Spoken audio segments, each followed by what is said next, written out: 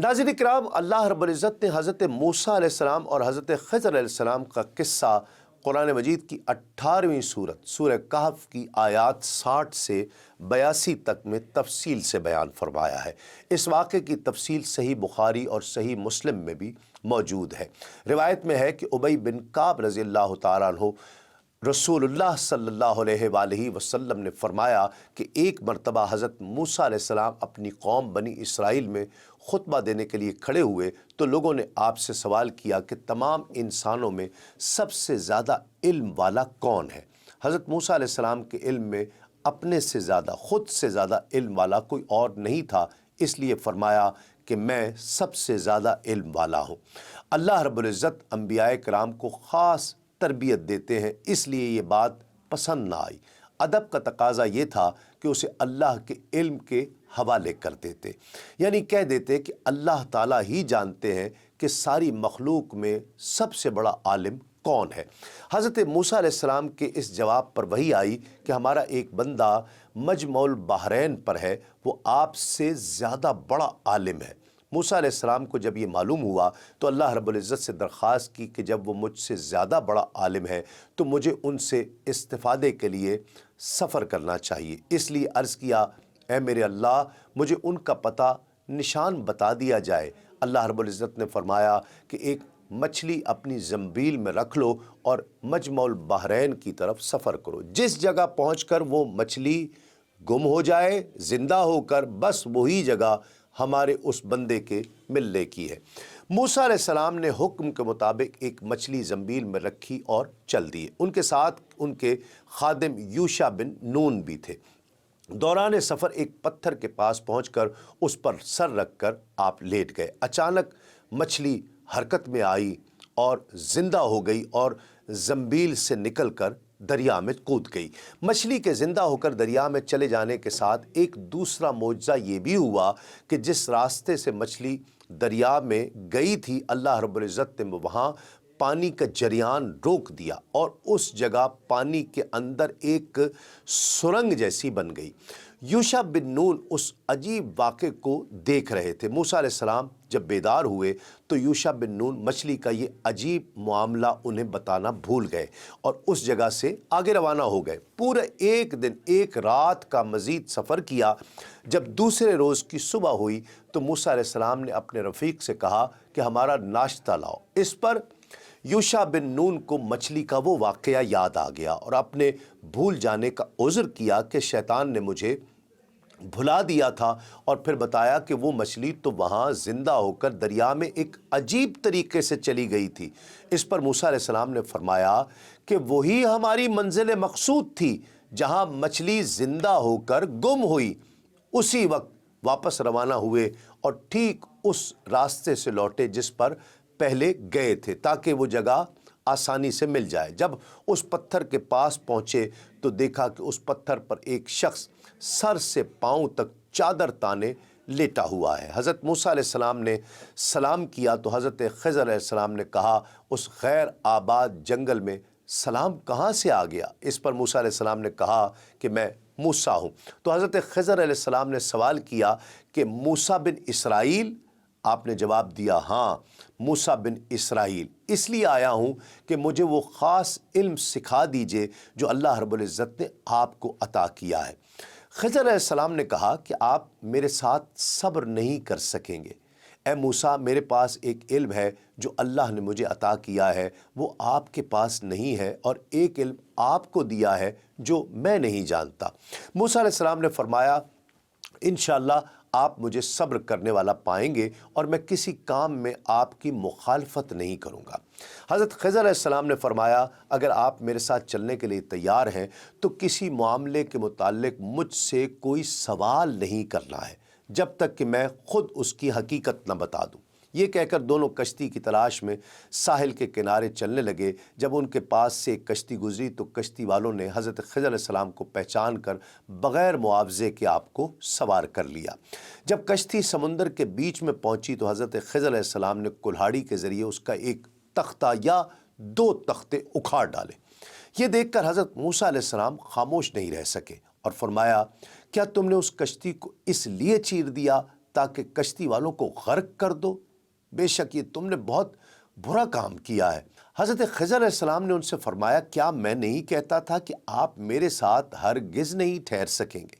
حضرت موسیٰ علیہ السلام نے عذر خواہی فرمائی کہ میں آپ سے کیا ہوا وعدہ بھول گیا، لہٰذا اس پر میرا مواخذہ نہ کریں۔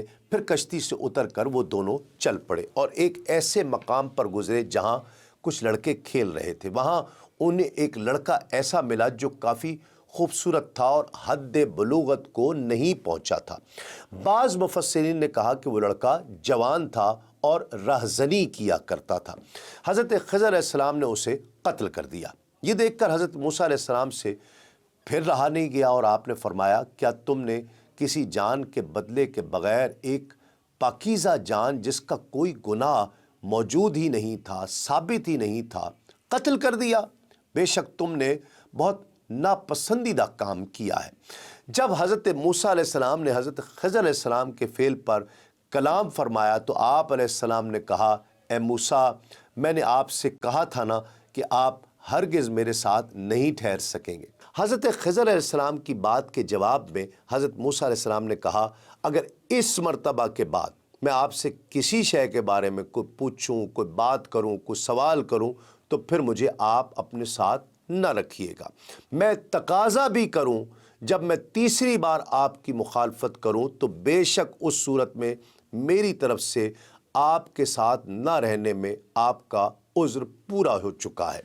اس گفتگو کے بعد حضرت خضر علیہ السلام اور حضرت موسیٰ علیہ السلام چلنے لگے، یہاں تک کہ جب ایک بستی والوں کے پاس آئے تو ان حضرات نے اس بستی کے باشندوں سے کھانا مانگا۔ انہوں نے ان دونوں کی مہمان نوازی کرنے سے انکار کر دیا، یکسر انکار۔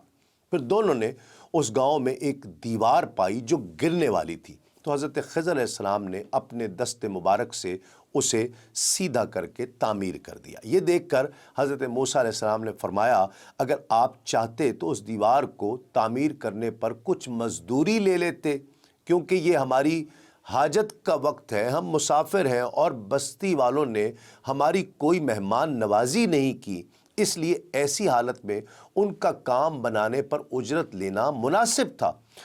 اس آیت میں جس بستی کا ذکر ہوا اس کے بارے میں حضرت عبداللہ بن عباس رضی اللہ تعالی عنہما فرماتے ہیں کہ اس بستی سے مراد انطاکیہ ہے۔ ایک قول یہ ہے کہ اس سے مراد ایلا ہے اور ایک قول یہ ہے کہ اس سے مراد اندلس کا ایک شہر ہے۔ حضرت موسیٰ علیہ السلام کی طرف سے تیسری مرتبہ اپنے فعل پر کلام سن کر حضرت خضر علیہ السلام نے ان سے فرمایا اب یہ میری اور آپ کی جدائی کا وقت آ چکا ہے۔ اب میں جدا ہونے سے پہلے آپ کو ان باتوں کا اصل مطلب بتاؤں گا جن پر آپ صبر نہیں کر سکے تھے اور ان کے اندر جو راز تھے ان کا اظہار کر دوں گا۔ حضرت خضر علیہ السلام نے اپنے ان تینوں افعال کی حقیقت سے پردہ اٹھانا شروع کیا اور فرمایا کہ وہ جو میں نے پہلے کشتی کا تختہ اکھاڑا تھا اس سے میرا مقصد کشتی والوں کو ڈبونا نہیں تھا، بلکہ اس کی وجہ یہ تھی کہ وہ کشتی 10 مسکین بھائیوں کی تھی، ان میں 5 تو اپاہج تھے جو کچھ کر ہی نہیں سکتے تھے اور 5 تندرست تھے جو دریا میں کام کرتے تھے اور اسی پر ان کے روزگار کا دار و مدار تھا۔ ان کے آگے ایک بادشاہ تھا اور انہیں واپسی میں اس کے پاس سے گزرنا تھا۔ کشتی والوں کو اس کا حال معلوم نہ تھا اور اس کا طریقہ یہ تھا اس بادشاہ کا کہ وہ ہر صحیح سلامت کشتی کو زبردستی چھین لیا کرتا تھا اور اگر عیب دار ہوتی تو چھوڑ دیتا تھا۔ اس لیے میں نے اس کشتی کو عیب دار کر دیا تاکہ وہ ان غریبوں کے لیے بچ جائے۔ پھر اپنے دوسرے فعل کی حکمت بیان کرتے ہوئے جو قتل کیا تھا حضرت خضر علیہ السلام نے فرمایا کہ وہ لڑکا جسے میں نے قتل کیا تھا اس کے ماں باپ مسلمان تھے، تو مجھے ڈر ہوا کہ وہ بڑا ہو کر انہیں بھی سرکشی اور کفر میں نہ ڈال دے اور وہ اس لڑکے کی محبت میں دین سے پھر جائیں اور گمراہ ہو جائیں۔ اس لیے ہم نے چاہا کہ ان کا رب اس لڑکے سے بہتر گناہوں اور نجاستوں سے پاک اور صاف ستھرا اور پہلے سے زیادہ خوبصورت لڑکا انہیں عطا فرمائے جو والدین کے ساتھ ادب سے پیش آئے، ان سے حسن سلوک کرے اور ان سے دلی محبت رکھتا ہو۔ پھر حضرت خضر علیہ السلام نے اپنے تیسرے فعل یعنی جو دیوار تعمیر کی تھی اس کی وضاحت کرتے اور اس کی حکمت بیان کرتے ہوئے فرمایا۔